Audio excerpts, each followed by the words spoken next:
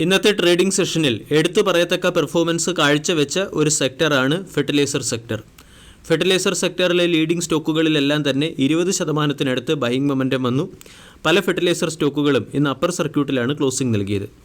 Chambal fertiliser 18.87% higher സൈഡിലും, Coromandel international 4.5%, Deepak fertiliser 12%, FACT 20%, Gujarat Narmada 9.5%, Gujarat state fertiliser 9.4%, Madras fertiliser 19.8%, Mangalore chemical 8.6%, national fertiliser 19.98%, Paradeep phosphate 15%, RCF 20%, southern petro 9% higher സൈഡിൽ closing നൽകി.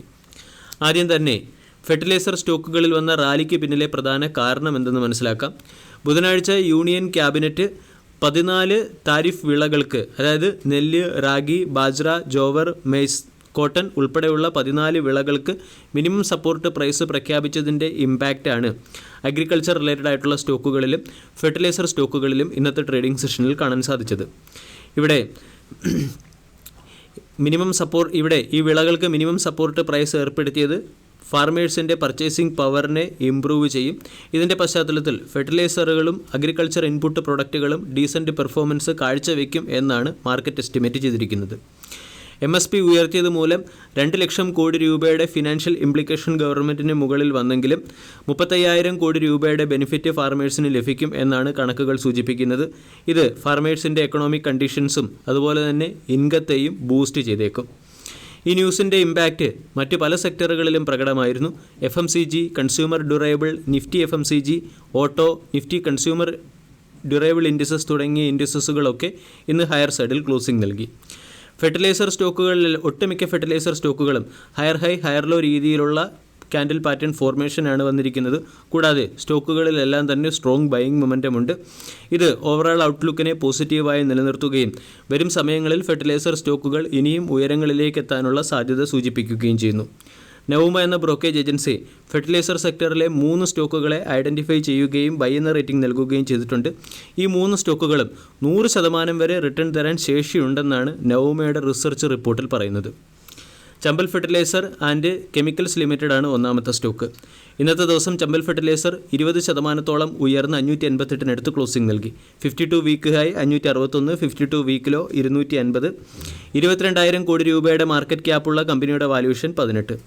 Chambal fertiliser 16 മുതൽ 18 മാസം നീണ്ടുനിന്ന റെസിസ്റ്റൻസ് സോണിനെയാണ് ഇന്നത്തെ ട്രേഡിംഗ് സെഷനിൽ ബ്രേക്ക് ചെയ്തത്. സ്റ്റോക്കിന് നവൂമ എന്ന ബ്രോക്കേജ് ഏജൻസി നൽകിയിരിക്കുന്ന ഒന്നാമത്തെ ടാർഗറ്റ് 580, രണ്ടാമത്തെ ടാർഗറ്റ് 765. കറണ്ട് മാർക്കറ്റ് പ്രൈസിൽ നിന്നും 75% അപ്സൈഡിലേക്ക് സ്റ്റോക്ക് നീങ്ങിയേക്കും എന്നാണ് നവൂമയുടെ റിസർച്ച് റിപ്പോർട്ടിൽ പറയുന്നത്. ചമ്പൽ ഫെർട്ടിലൈസറിനെ സംബന്ധിച്ചിടത്തോളം 515 പ്രധാന റെസിസ്റ്റൻസ് ആയിരുന്നു. ഈ റെസിസ്റ്റൻസ് ലെവലിൽ സ്റ്റോക്കിൽ ഒരു ബ്രേക്കൗട്ട് വരികയും സ്റ്റോക്ക് 587 എന്ന ലെവലിലേക്ക് ഉയരുകയും ചെയ്തു. വരും ദിവസങ്ങളിൽ പ്രോഫിറ്റ് ബുക്കിംഗ് വന്നാൽ തന്നെ 512, 520 തുടങ്ങിയ ലെവലുകൾക്കടുത്ത് സ്റ്റോക്കിന് സപ്പോർട്ട് ലഭിച്ചേക്കാം. 500 പ്രധാന സൈക്കോളജിക്കൽ സപ്പോർട്ടായി പ്രവർത്തിക്കുകയും ചെയ്യും. ഇവിടെ നിന്നും വീണ്ടും ഫ്രഷ് ബൈയിങ് ആരംഭിച്ചാൽ സ്റ്റോക്ക് 575, 600 തുടങ്ങിയ ലെവലുകളിലേക്ക് ഉയരാൻ സാധ്യതയുണ്ട്. രണ്ടാമത്തേത് national fertiliser limited. National fertiliser limited 20% ഉയർന്ന് 181 ക്ലോസിംഗ് നൽകി. 7,000 കോടി രൂപയുടെ മാർക്കറ്റ് ക്യാപ്പുള്ള കമ്പനിയുടെ valuation 49.38, dividend yield 1.85%. 52 week high 151, 52 week low 65. National ഫെർട്ടിലൈസറിന് ബൈ എന്ന റേറ്റിംഗും 285 രൂപയുടെ ടാർഗറ്റുമാണ് നവൂമ നൽകിയിരിക്കുന്നത്. 110, 120 തുടങ്ങിയ സോണിൽ വന്ന ബ്രേക്കൗട്ടിൻ്റെ പശ്ചാത്തലത്തിലും മൾട്ടി ഫ്രെയിം അനാലിസിസിലും സൂചിപ്പിക്കുന്നത് സ്റ്റോക്ക് വീണ്ടും ഹയർ സൈഡിലേക്ക് നീങ്ങാനുള്ള സാധ്യതയാണ്. 185 രൂപയുടെ ഫസ്റ്റ് ടാർഗറ്റും 285 രൂപയുടെ സെക്കൻഡ് ടാർഗറ്റുമാണ് നവൂമ ബ്രോക്കേജ് ഏജൻസി നാഷണൽ ഫെർട്ടിലൈസറിന് നൽകിയിരിക്കുന്നത്. കറണ്ട് മാർക്കറ്റ് പ്രൈസിൽ നിന്ന് 110% അപ്സൈഡിലേക്ക് നീങ്ങാനുള്ള പോസിബിലിറ്റി.